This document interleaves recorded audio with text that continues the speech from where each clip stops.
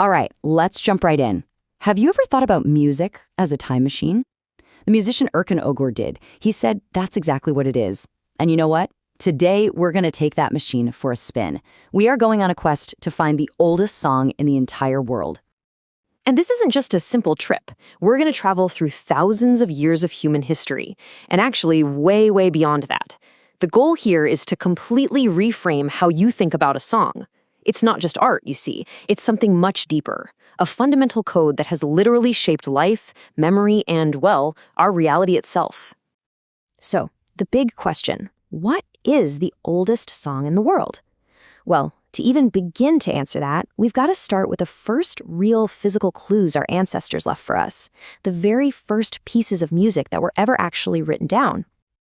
All right, so let's talk about the first written songs. We're talking clues in clay and stone, and we have some incredible physical proof. Take this Psycholos epitaph from Greece. It was carved into a tombstone about 2,000 years ago, and the message on it is just timeless. It says, "As long as you live, shine." Wow. But check out this timeline.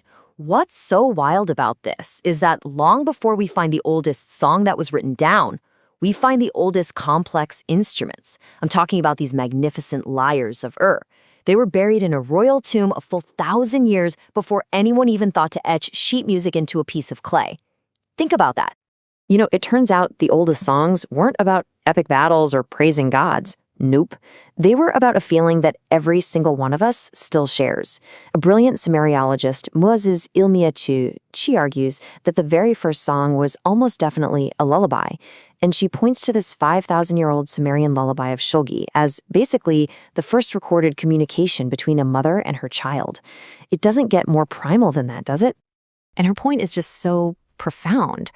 She says, feelings have never changed. People loved, felt jealous, sad, angry, the whole shebang. Technology changes, right? Empires rise, they fall, but those core emotions that drive our music, love, sadness, hope, those are the exact same feelings people were pouring into their songs 5,000 years ago. Nothing has changed on that front.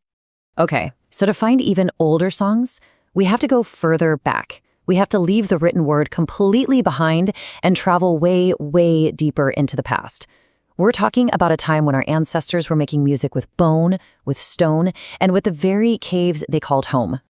And the instruments they find from this period are just astonishing.